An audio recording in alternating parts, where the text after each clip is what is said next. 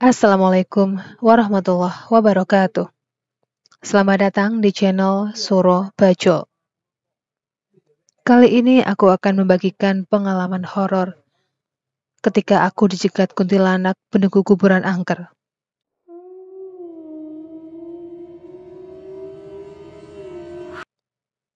Tahun 2000, aku masih bekerja sebagai karyawan pabrik rotan di daerah Desa Sukaresmi, dekat kawasan Lipo, Cikarang.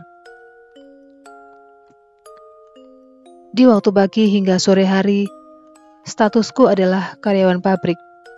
Namun di malam harinya, kadangkala aku menjadi pemain bass pengganti di sebuah kafe di kawasan Lipo, Cikarang.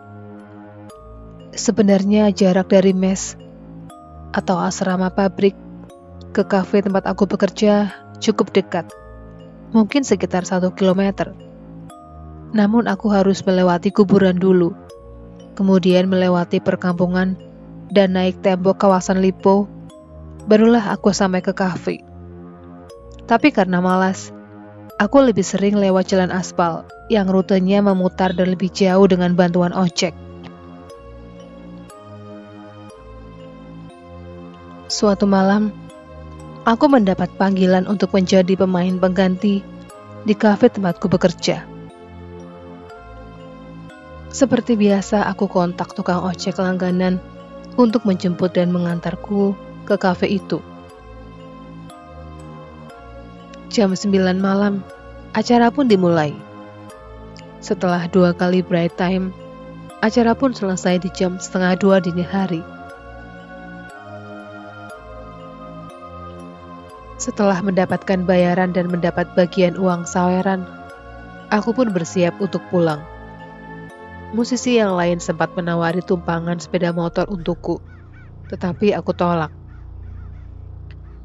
Setelah musisi yang lain pergi, aku pun kontak tukang ojek langgananku tadi. Tapi ternyata si tukang ojek gak bisa jemput karena sedang ada kepentingan mendadak.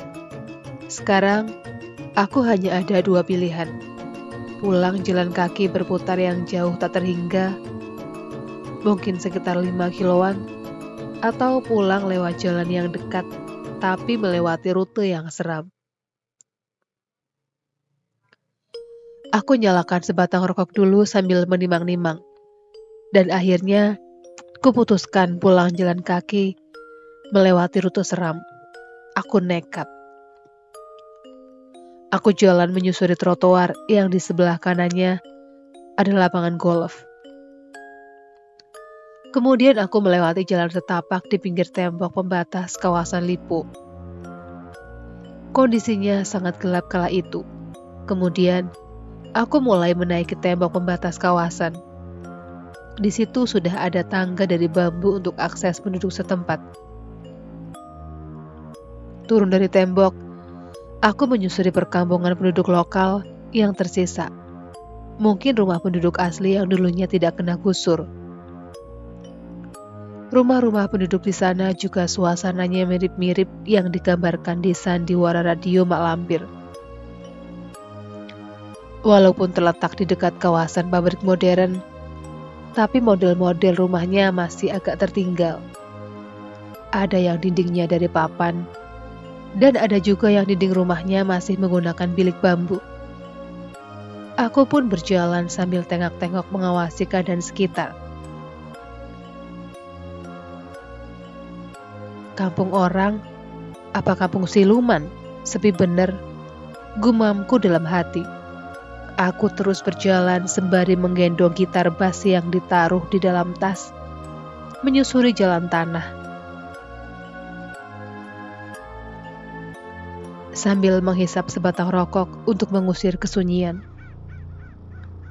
100 meter menjelang melewati kuburan, perasaanku agak ragu untuk meneruskan langkah.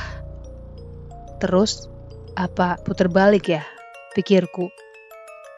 Kalau putar balik, pasti jauh banget. Kalau lurus, memang sudah dekat, tinggal 500 meter lagi. Tapi harus melewati kuburan yang konon terkenal angker itu. Akhirnya, Aku memutuskan untuk jalan terus, walau perasaan agak ngeri kala itu. Jalan yang aku lalui ini jalan tanah, dan di kiri kanannya ada semacam sungai kecil dan tanah kosong yang penuh dengan semak belukar. Baru berjalan 20 meteran, terdengar suara burung hantu. Kemudian seperti ada angin yang berhembus di tengkuk. Spontan, bulu kuduku merinding. Untuk mengusir rasa takut, aku bernyanyi lagu Bon Jovi yang tadi dinyanyikan oleh penyanyi kafe.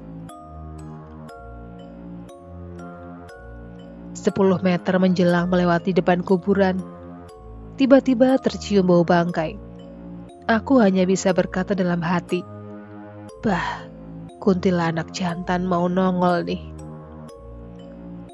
Aku terus berjalan agak cepat sambil baca-baca doa semampunya dalam hati, sembari mengawasi sebelah kananku yang adalah kuburan. Siapa tahu tiba-tiba nongol kuntilanaknya.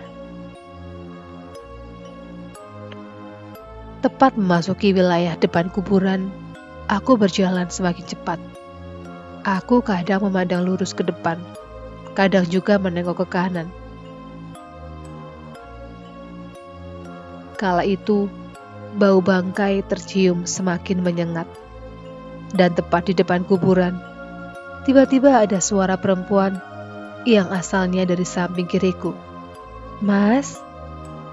Aku yang konsentrasi di pandangan depan dan samping kanan, terkaget ketika mendengar suara perempuan jam 2 malam di kuburan pula. Aku nengok ke samping kiri, dan ternyata ada perempuan berambut panjang memakai gaun putih dengan posisi kepala menunduk. Aku yang tadinya rencana mau lari, tiba-tiba kaki ini terasa seperti terpaku ke tanah.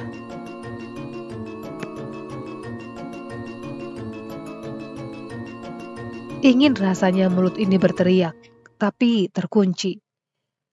Kuntilanak itu tepat 5 meteran di depanku. Sekejap, kuntilanak itu terbang dan tertawa-tertawa.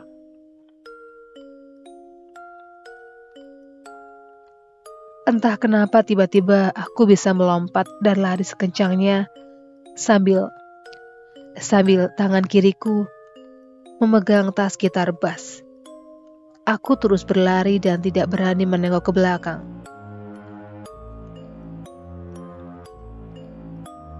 Sampai di pintu gerbang mes. Gerbang yang terbuat dari besi kerangkeng itu sudah dikunci dari dalam. Terpaksa aku naik ke atas melewati kawat berduri. Hanya satu keinginanku kala itu, masuk kamar dan tidur. Setelah berhasil melewati gerbang besi kerangkeng, aku terus berlari menuju mes.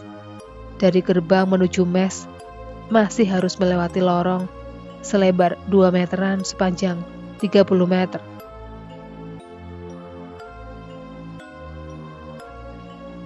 Sampai di halaman mes, suasana sepi sekali.